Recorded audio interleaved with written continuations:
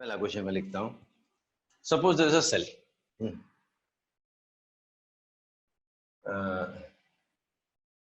Given a cell of 12 volt, find energy spent by cell to send 15 coulomb charge once through a circuit against constant potential change नहीं हो रहा 12 volt का 12 volt against constant potential difference of 12 volt. बड़ा easy सा oral सा question है. कोई बोलेगा नहीं. 30 सेकंड्स लो, सोचो, आंसर बताओ, फिर मैं एक्सप्लेन करूंगा बोर्ड में. I will give you 30 seconds. 30 second चुपचाप सोचो उसको.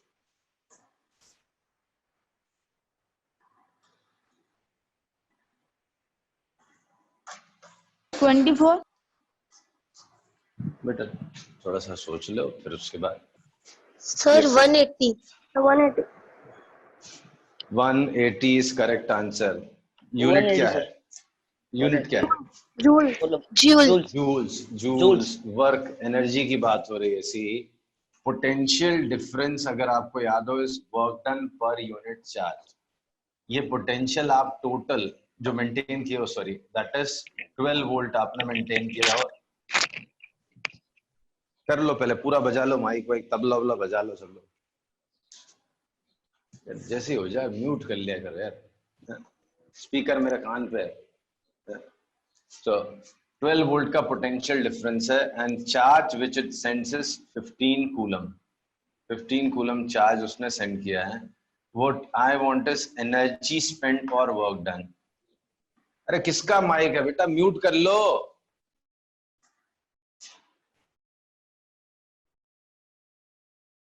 So work done is what? Voltage into charge. So V into Q. So voltage is 12 volt and 15 coulomb. So answer is 180 joule. So 180 joules is answer.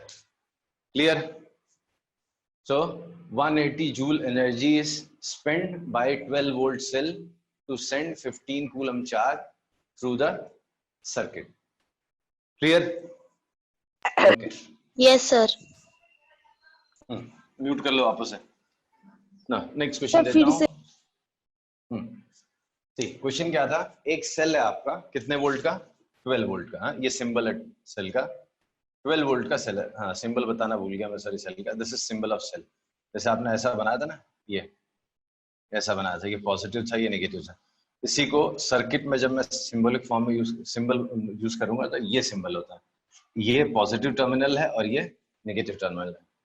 और ये current किस direction में send करता है? Positive से नेगेटिव सेंड करता है. ऐसा करंट सेंड करता है. ये अलग से कहीं पे स्पेसिफाई कर लेना, मैं लिख ही देता, बना देता हूँ यार. सेल का सिंबल भूल जाऊंगा नहीं तो. सेल का सिंबल है ऐसा. This is symbol of cell. ये जो बड़ी डंडी दिख रही है आपको, ये प्लस है और ये माइनस है. मतलब this is at higher voltage and this is a lower voltage. And when you connect it in a circuit, ये सर्किट में कनेक्ट कर दिया आपने, तो it sends current. करंट किधर से किधर भेजता है? करंट भेजता है हायर पोटेंशियल से लोअर. इस डायरेक्शन में करंट सेंड कर रहा है. ऐसा करंट. तो करंट हायर से लोअर जाता है. ओके, तो ये बताना भूल गया था मैं, लिख लेना, भूल नहीं जाऊंगा मैं. वापस से बताता हूँ. आपने यहाँ पर क्या बोला? एक सेल है, कितने वोल्ट का है? 12 वोल्ट का सेल. मतलब क्या है?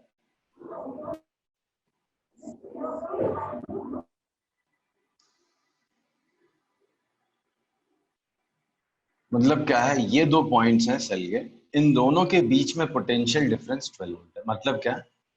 1 कूलम चार्ज. अगर 1 कूलम चार्ज मैं यहां से लेके यहां पहुंचाऊं तो उस पे जो एनर्जी स्पेंड होगी वो 12 जूल होगी. तो 12 जूल पर कूलम, ये इसका मतलब है 12 वोल्ट का. तो मैंने बोला आपको 12 जूल्स, सॉरी 1 कूलम की जगह मैंने आपको बोला 15 कूलम चार्ज यहां से यहां के. तो एनर्जी कितनी खर्च होगी या वर्क डन कितना होगा? तो वर्क डन का फॉर्मूला क्या है? वोल्टेज जो पोटेंशियल डिफरेंस है इनटू चार्ज। आपने 12 वोल्ट का पोटेंशियल डिफरेंस मेंटेन रखा हुआ है और चार्ज इसके अगेंस्ट भेज रहा 15 कूलम, तो टोटल 180 जूल एनर्जी स्पेंड होगी। तो electrical energy spend by current cell is 180 joules in sending 15 coulomb charge through a constant potential of 12 volt. बेटा ये खांसने वासने के लिए माइक नहीं है, तो म्यूट रखो, खांसो वांसो जो करना है, फिर उसके बाद अनम्यूट करो। अभी क्लियर है या किसी को डाउट रह गया? डाउट है तो I will explain again. Clear है। क्लियर है सर। ना म्यूट कर लो, नेक्स्ट क्वेश्चन लिखता हूं।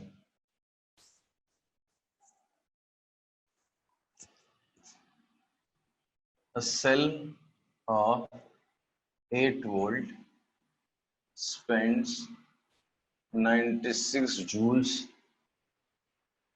96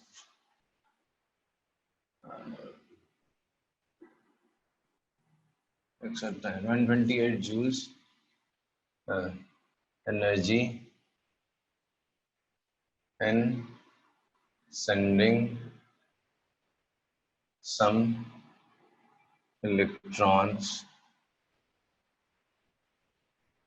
through the circuit. Calculate number of electrons sent to the circuit. आराम से सोचो, पूरे 2 मिनट दे रहा हूं मैं, 2 मिनट सोचो, फिर नहीं आए और कोई बीच में बोलेगा नहीं। 2 मिनट आराम से सोचो, सॉल्व करो, नहीं आया तो मैं बताऊंगा और आ गया तो आप बता देना। एग्जैक्ट 2 मिनट्स देता हूं।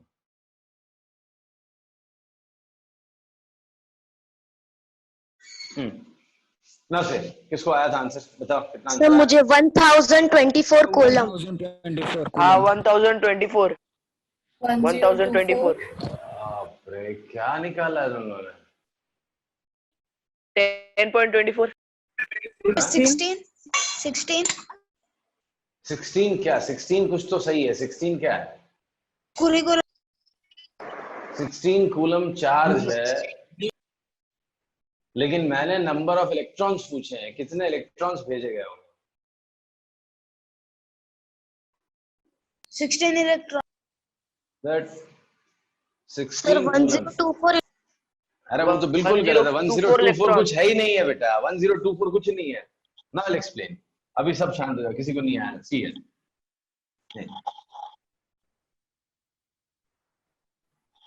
हो गया सबका? माइक म्यूट नहीं हो रहा है ना? सी है। Let's calculate charge first. So total charge sent through circuit. उस सर्किट से टोटल चार्ज कितना जा रहा है? So charge is what?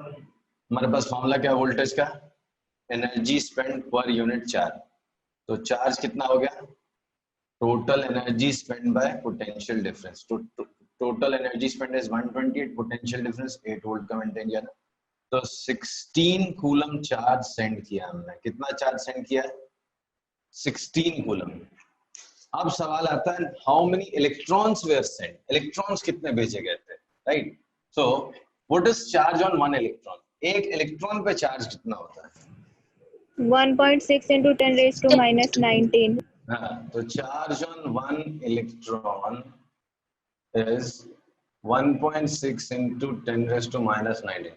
Therefore, number of electrons sent through the circuit is 16 coulomb total है और 1.6 into 10 raised to minus 19 coulomb कितना है? तो ये हो गया ऊपर जाके 10 into 10 raised to 19, total 10 raised to 20 electrons गए हैं।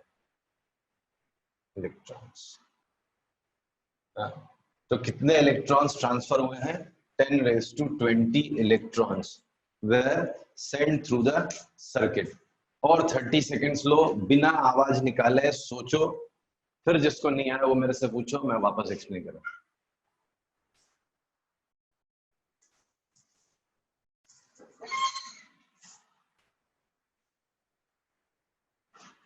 सर मेरा आधा करेक्ट।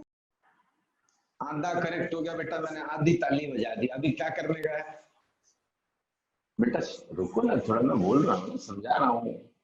30 सेकंड सबको सोचने दो, फिर उसके बाद मैं बताऊं।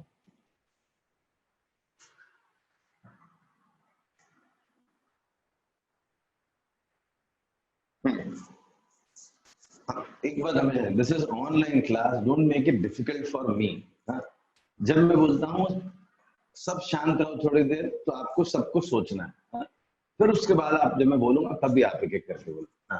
नाउ somebody said कि half of the sum was correct, तो it's true, आपने चार्ज सही निकाला था। कोई तो एक था जिसने 16 कूलम चार्ज निकाला था, good, but this time question was how many electrons were sent, तो आपको नंबर ऑफ इलेक्ट्रॉन्स बताने थे। तो अभी टोटल चार्ज कितना हो गया आपका? 16 कूलम, वो तो बहुत आसान हो गया। फिर उसके बाद आपको कितने इलेक्ट्रॉन गए थे? एक इलेक्ट्रॉन का चार्ज हमको पहले से पता है कितना, 1.6 इंटू 10⁻⁻90 कूलम। तो 16 कूलम चार्ज में कितने ऐसे इलेक्ट्रॉन्स आएंगे वो आपको सोचना है। तो 16 को 1.6 इंटू 10⁻⁻90 से मैंने डिवाइड कर दिया। 1.6 इंटू 10 होता है 16, और ये ऊपर जाके 10⁻90, दोनों में 10⁻1 10⁻19 10⁻20। तो दैट्स योर आंसर। अभी अगर किसी को नहीं समझ में आया तो पूछो।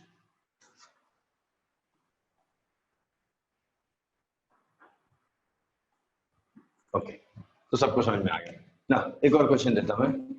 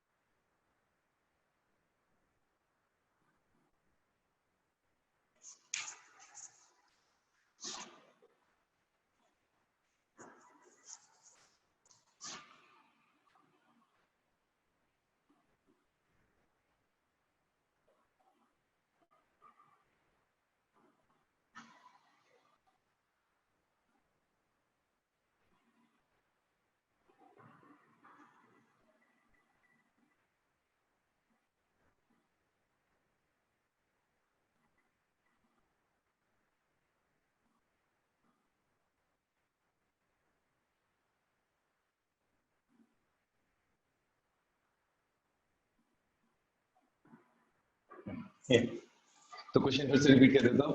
Two cells of 12 volt each are connected in two different circuits. If both of them send 10 coulomb charge in their circuits, but it took 10 seconds for process in first circuit and 20 seconds in second circuit. तो compare work done by cells in two circuits. अभी आराम से solve करो, कोई जल्दी नहीं है, आपको पूरा टाइम लूंगा मैं, सोचो, जब मैं पूछूंगा तब आप आंसर बोलो, ठीक है? हाँ, किसी को क्वेश्चन ही नहीं समझा तो वो पूछो, वो मैं बता देता हूँ।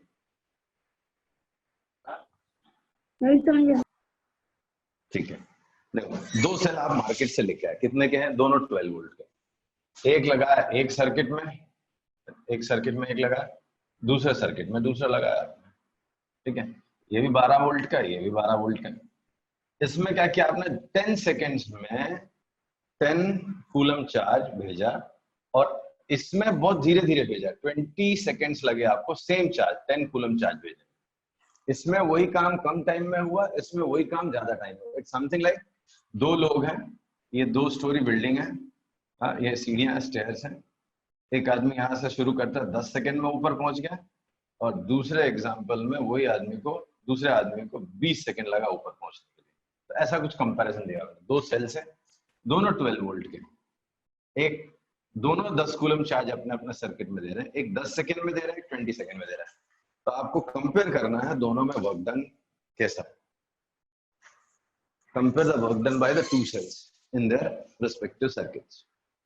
तो अब फिर भी अगर क्वेश्चन नहीं समझ में आया तो मैं क्वेश्चन के लिए आपको रेज कर सकता है, कोई पूछ सकता है, बट आंसर के लिए नहीं। आंसर के लिए मैं आपको टाइम दे रहा हूँ, आपको बाद में बताना।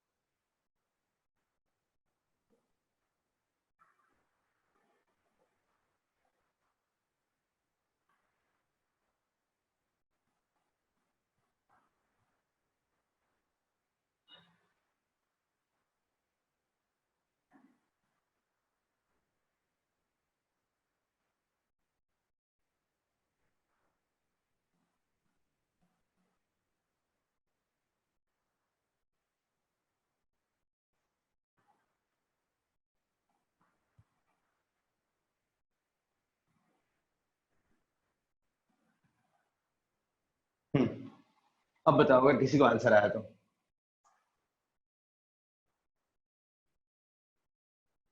No one? Sir 120 work done. दोनों में सेम। वेरी गुड, दोनों में सेम वर्क डन है 120 जूल। टाइम से कोई लेना देना नहीं है। अगर आप फॉर्मूला देखो या कॉन्सेप्ट देखो तो भाई वर्क डन दोनों ही केसेस में work done is charge into potential difference. पहले में 10 कूलम चार्ज 12 वोल्ट में, तो आंसर 120 जूल। सेकेंड में भी 120 जूल, दोनों में वही आंसर आएगा, राइट। अल्टीमेटली सेल का काम क्या है? चार्ज सेंड करना against a constant potential difference. So in both the cases, both the cells have sent same charge, that is 10 coulomb charge against the same potential difference, that is 12 volt. So work done by both the cells is same. Now question is, then what is different in the two circuits? क्या क्या चीजें अलग हैं इन दोनों circuits में? Can anyone say? दोनों में फर्क क्या है? टाइम। हाँ, टाइम तो मैंने ही लिखा है बेटा, उसके अलावा जो आपने अब तक पढ़ा उसमें से कुछ फर्क दिख रहा है? कोई और चीज जिसको किसी को नजर आ रही है तो? एक में 10 कूलम चार्ज सेंड हुआ है 10 सेकेंड में, दूसरे में हुआ है 20 सेकेंड्स में। क्या फर्क है दोनों में? कोई फर्क दिख रहा है? Except for time. टाइम तो मैंने बता दिया। क्या बात है? No one? वोल्ट अलग अलग है दोनों सेल्स में। थप्पड़ मरो, किसने बोला? अरे वोल्ट तो दोनों में 12 वोल्ट दिया हुआ है, सेम दिया हुआ, उसको जबरदस्ती अलग कर रही हो। ऑलरेडी 12 वोल्ट दोनों में लिखा है, आप जबरदस्ती उसको अलग क्यों कर रहे हो? दोनों में करंट अलग है। करंट याद है क्या था? करंट इज चार्ज पर यूनिट टाइम। तो पहले में कितना है current in the first one? Charge is 10/10, तो 1 एम्पियर है। सेकेंड में करंट कितना है? 10/20, 0.5 एम्पियर है। दोनों में करंट का फर्क है। ये वो क्वांटिटी है जो आपने पहले पढ़ी है, आपको दिखनी चाहिए थी कि चार्ज कितना फ्लो हुआ सर्किट से? 10 कूलम। किसी भी सेक्शन से आपके 10 कूलम चार्ज फ्लो हुआ, और टाइम कितना लगा है? 10 सेकेंड। तो करंट कितना आ रहा होगा चार्ज पर यूनिट टाइम? तो 10/10, 1 एम्पियर का करंट होगा। सेकेंड सर्किट में 10 कूलम चार्ज है बट 20 सेकेंड्स लगे उसको फ्लो होने में, तो 10/20, 0.5 एम्पियर करंट फ्लो हो रहा है, right.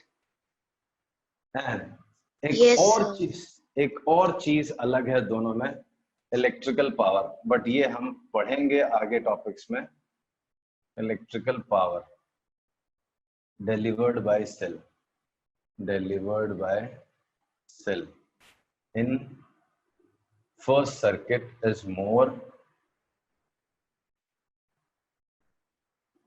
more than in second circuit. First circuit में ज्यादा है पावर, सेकंड में कम है। अब ये फिर जब बाद में पढ़ेंगे तो आपको मैंने अभी क्यों बता दिया, वो इसलिए बता दिया क्योंकि इसका बेसिक कॉन्सेप्ट भी आपके 9th स्टैंडर्ड में था। याद है पावर क्या था? Power was work done per unit time. बस यहाँ पे उसका नाम इलेक्ट्रिकल पावर है। दोनों केस में वर्क डन कितना है? 120 जूल है, बट पहले में 10 सेकेंड्स लगे तो इसमें 12 वॉट था पावर डिलीवर्ड। सेकेंड में 120/20 है तो 6 वॉट है, राइट। दो electrical power is again there in our syllabus. Electrical power है हमारे सिलेबस में, आई बिलीव सेकेंड या थर्ड लास्ट टॉपिक है इलेक्ट्रिकल पावर, वो फिर से हम पढ़ेंगे। But at least in general power हमने ऑलरेडी पढ़ रखा है, that is what work done per unit time.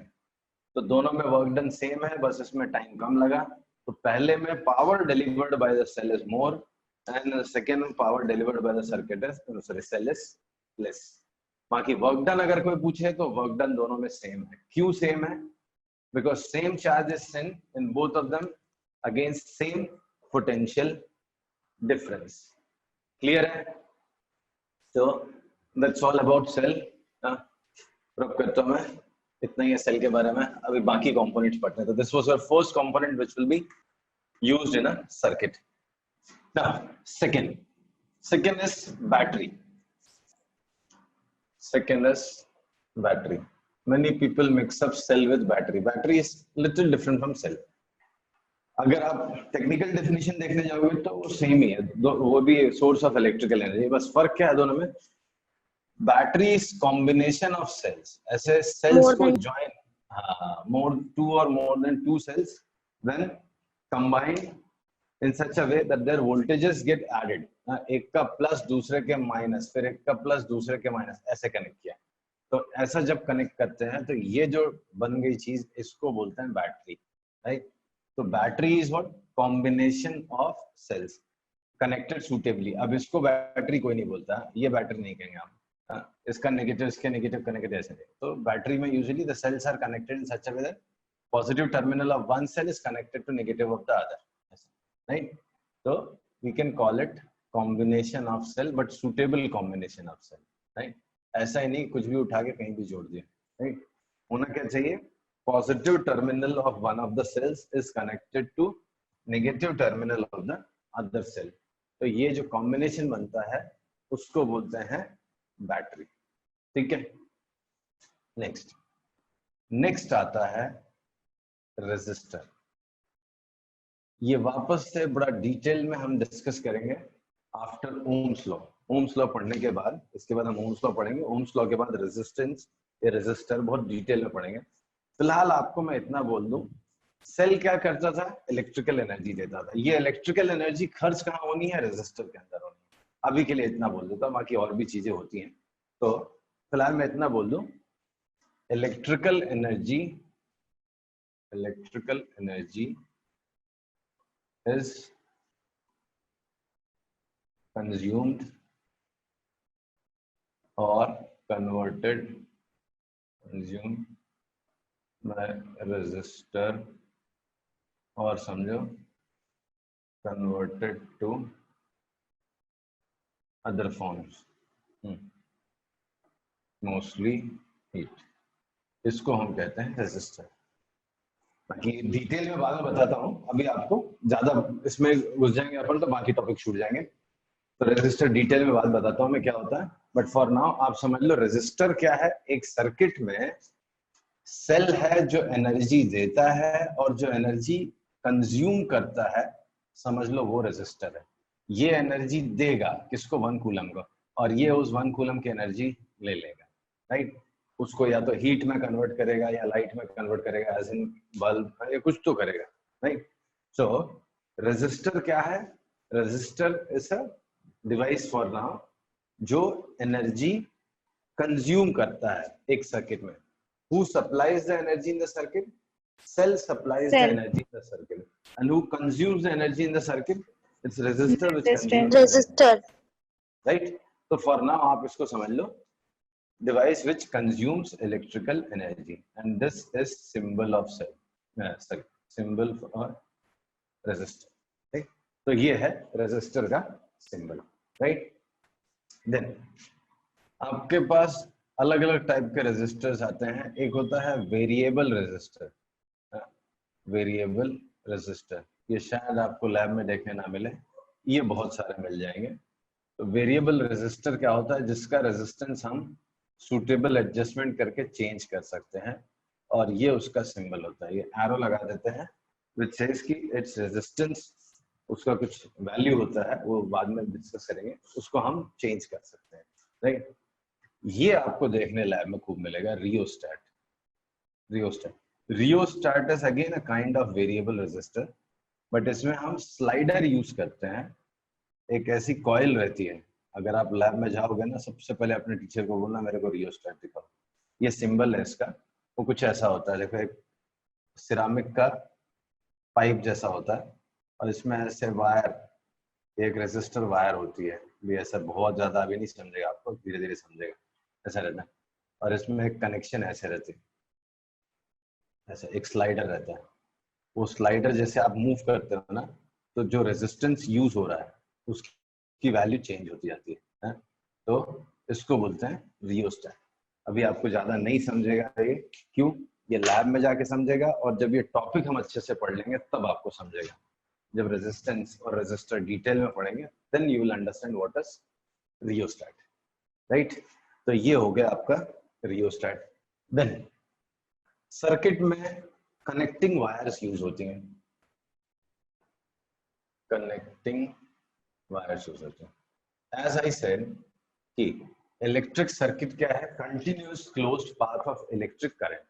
ये सेल है जो करंट इस रेजिस्टर से भेजना चाहता है, बट इनको इनसे जोड़ना तो पड़ेगा।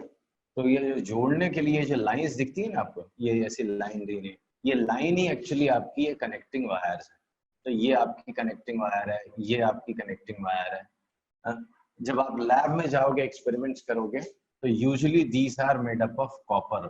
कॉपर वायर्स होती हैं अलग अलग थिकनेस की। और पुराने जमाने में ये एल्यूमिनियम वायर्स करती थी, अभी भी कई जगह पे एल्यूमिनियम वायर्स यूज होती हैं, राइट? एल्यूमिनियम और copper wire of different thickness, अलग अलग थिकनेस की रहती हैं, राइट? एंड आपको assumption मान के चलना है कि एनर्जी इज नॉट, ये assumption है ना, जबकि ऐसा होता नहीं है। we assume that no electrical energy is lost or consumed in connecting wires। ये इसका फंडा है। कनेक्टिंग वायर्स में हम एज्यूम करते हैं कि कोई भी एनर्जी लॉस नहीं होता है। No energy is lost in connecting wires. ये कॉपर वायर है, इनमें कोई एनर्जी लॉस नहीं होती है, ठीक है? तो ये हो गया आपके connecting wire. Then connecting wires में देखना, जब सर्किट बनाएंगे तो दो चीजें आती हैं। कभी कभी हम वायर को ज्वाइंट करते हैं, ज्वाइंट्स इन सर्किट। तो वो कैसे दिखाते हैं, एक डॉट्स दिखा। सपोज है कि स्ट्रेट वायर जा रही, मुझे इसको बीच में कट करके कुछ ज्वाइन करना है, तो मैं ऐसा ज्वाइन करूँ, तो ये ज्वाइंट, ये डॉट रिप्रेजेंट्स ज्वाइंट। सम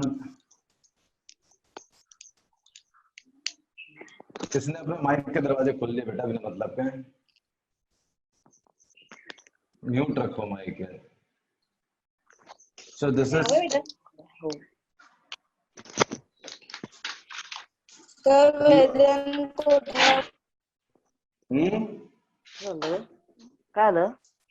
वेदांत कोटरी ने माइक ऑन रखा। कर लो पूरी बातें कर लो बेटा, कर लो।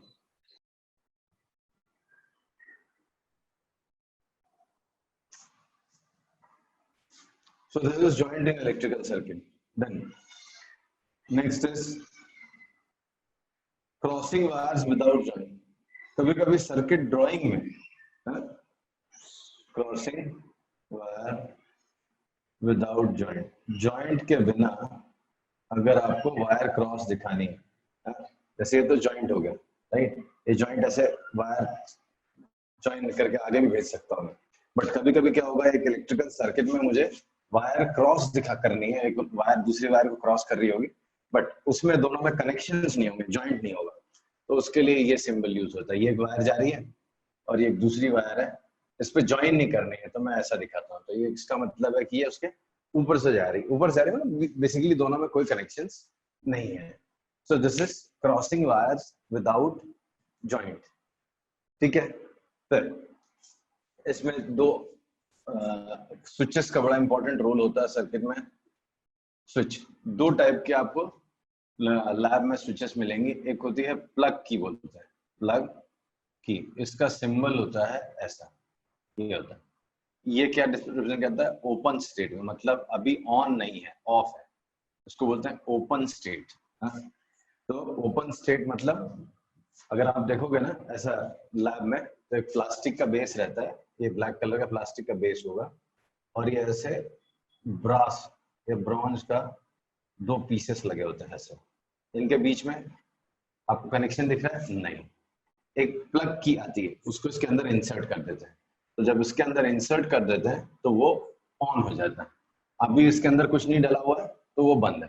ये अभी देख के आप इमेजिन नहीं कर पा रहे हो, बट लैब जाओगे ना तो लैब में सबसे पहले बोलना सर को ये दिखाओ, राइट। तो ये जब आप की मांगोगे उनको तो की दिखाएंगे वो, तो ऐसे दो कॉपर या ब्रॉन्ज के पीसेस रहेंगे, उनके बीच में एक की इंसर्ट करते हैं तो वो कनेक्शन बन जाता है, राइट। तो ये प्लग की है, ये सिंबल है ओपन स्टेट का, और क्लोज्ड स्टेट का सिंबल ऐसा होता है, ये है इसी का क्लोज्ड स्टेट का, राइट। एक होता है आपका मैकेनिकल स्विच जो आपके घर में लगे हुए हैं, ऑन ऑफ करते हो आप, तो उसको हम लोग स्विच ही बोल देते हैं, या कई कई बुक्स में अलग नाम भी रहते हैं स्विच। उसका सिंबल क्या होता है, ऐसा ऐसा सिंबल होता है, ये ऑफ है, इसको बोलते हैं ओपन स्टेट। ओपन स्टेट मतलब ऑफ, राइट। एंड यही अगर मुझे स्विच ऑन करना है तो ये स्विच ऑन वाला स्टेट ऐसा होता है, ऐसा, ये होता है ऑन स्टेट, तो इसको बोलते हैं क्लोज्ड स्टेट या ऑन, राइट। तो अगर ऐसा बना हुआ है तो इसका मतलब स्विच ऑन है, और ऐसा बना हुआ तो इसका मतलब स्विच ऑफ है। पर्पस क्या है, जैसे किसी भी इलेक्ट्रिकल सर्किट में मैं नहीं चाहता अगर मैं ऐसा कनेक्ट कर दूं तो करंट इमीडिएटली फ्लो होना चालू हो जाता है, और जब तक सेल खत्म नहीं हो जाएगा तब तक ये करंट चलता रहे। बट मुझे ऑफ करना है, जैसे मेरे घर का बल्ब है, मुझे ऑफ करना है, तो मुझे क्या करना पड़ेगा, इसको, इसके अंदर एक की होगी वो निकाल दूं, तो वो क्या करता है, सर्किट को डिस्कनेक्ट कर देता है, पाथ को कंटिन्यूस नहीं रहने देता, डिस्कनेक्ट कर देता है। इसकी वजह से करंट उसमें फ्लो होना बंद हो जाता है। तो ये है पर्पस हमारे स्विच का, right. So this is different, these are different types of switches. चलो I will stop here, next class में इसको कंप्लीट करते हैं।